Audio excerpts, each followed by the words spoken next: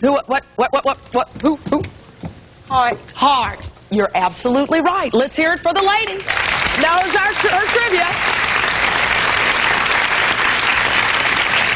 Before we bring out the man who played the lovable doorman, I want to get back to some of the little dish that was going on up there.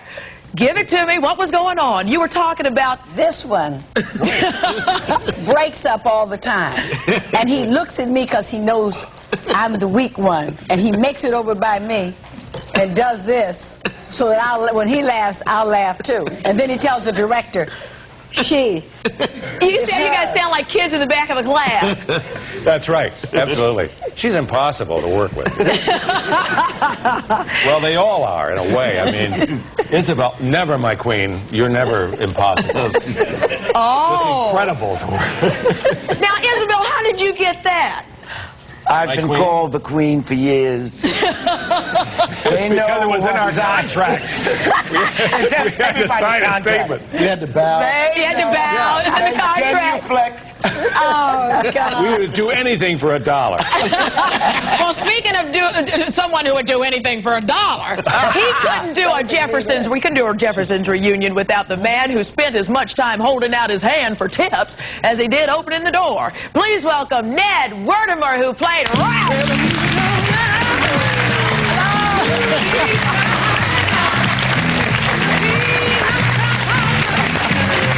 You're the best.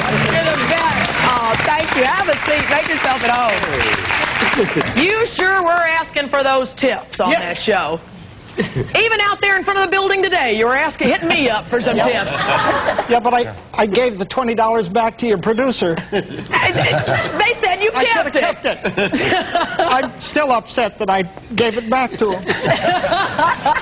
Well, here, oh, well, no, I better not. Oh, gosh. Ned, what is it? You know, we were just talking a little earlier about how the Jeffersons really portrayed an interracial couple for the first time, and just what the reaction was to all of that. And you, in real life, actually married a Nigerian woman, is that right? Very much so. Very much so. Very much in love with her. Really? You courted her for 7 years. Only what 7 years. When I met her, I said, this is it. And 7 years later, she said the same thing. Oh, no. You had a knife at her throat? Or what happened? No. The lady came over here and got her M.A. and Ph.D. at Howard University in history. And we luckily met one another, and we've been together for 25 years. Wow, that is wonderful. Absolutely wonderful. I understand. When you were in college, you were a business major. This seems a long way from what you majored in way back in college. Yes, I went through the Wharton School of Business, and the one thing it taught me is that I didn't want to go into business. I was good as an actor. That's what I had confidence in. So I went into acting. Wow. Well, that's quite a business in itself. Well, it's a profession. You can make a business out of it.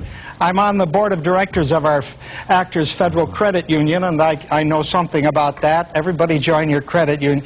What was the next question? Question is, how come I can't get a loan?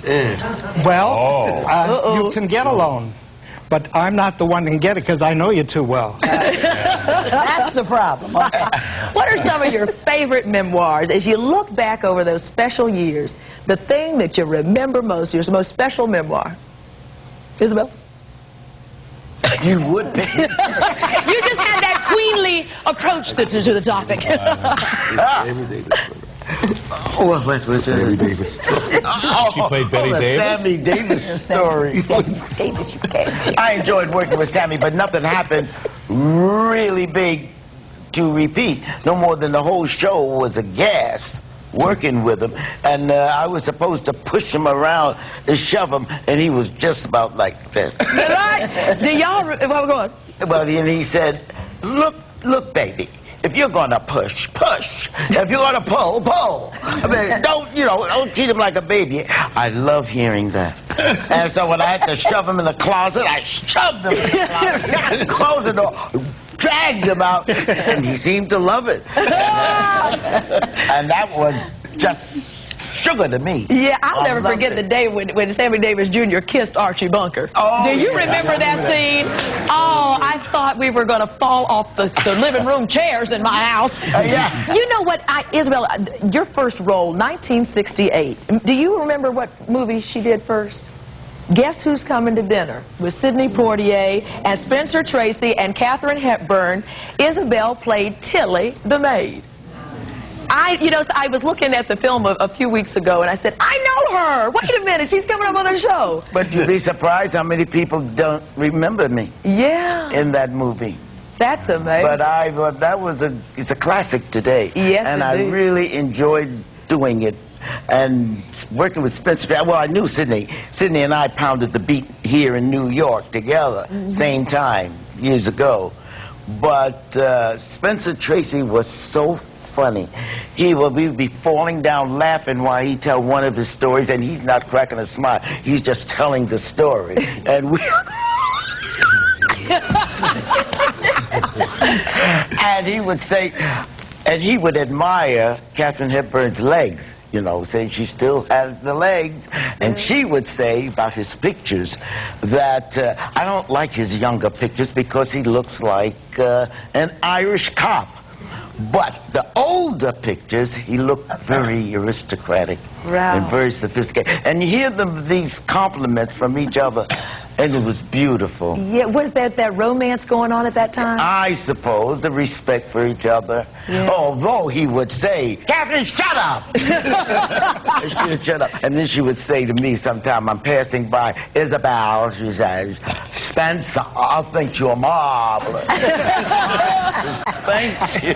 And so do we. We have plenty more surprises for you, but first, more Jefferson trivia questions.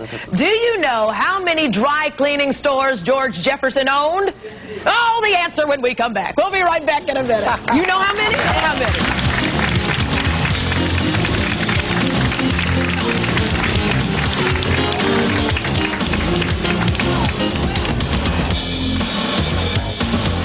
Great time here. It's the Jeffersons Reunion show, and the trivia question before the break was, how many dry cleaners did George Jefferson own? Okay, how many? Who knows? How many you say? I say 7. How many you say? 7. 7? How many do you say? 7. 7. Oh, everybody says 7? I also say 7. 7? 7. I say 2. You say 2. Somebody down there said 12 during the break. Well, let's take a look and see if this clip might give us some clue to how many cleaners George Jefferson owned. Hi, ladies and gentlemen. I'm George Jefferson, Jessica Jefferson's grandfather, but you don't want to hear about me. What you want to hear about is my 7 dry cleaning establishments throughout the city. One near you. 7 was the answer. Some questions for you guys here. This question's for Marla. I know you're on 227 also, and you seem like you love the cast. Did you love working with this cast much better than the cast of 227? Oh, me? Yes. Working with this cast. I heard the question. What you asked. Yes, I loved working with this cast because we came to work to play. Jefferson's cast was wonderful, too, but I had more responsibilities on that show. The queen here, I could just play all day because she was the star of the show. Did they write you in to have this kind of combative attitude with George, or did that something that just kind of came about? That started evolving. Actually, the first show, he was the one that wanted to hire me. She didn't want me. He wanted... You didn't, because he wanted me because the Willises had a maid. And you didn't want a maid. You didn't feel like you... Because I felt I could do it. Don't you remember this? Because she felt like she could do it herself. It was a long series. What do you say? Are any of you doing any acting right now? Am I doing some acting? We act all the time. Sherman, you're about to kick off your own sitcom, Not for right? pay, but yes, acting all the time. Sherman has a wonderful sitcom now. He has a sitcom going. And the name Sherman? Good behavior. Good behavior. And is everybody from this cast hitting you up to be on the new cast? Yeah, I'm going to pick it. I'm going to pick it. He hasn't asked us yet. We just got started.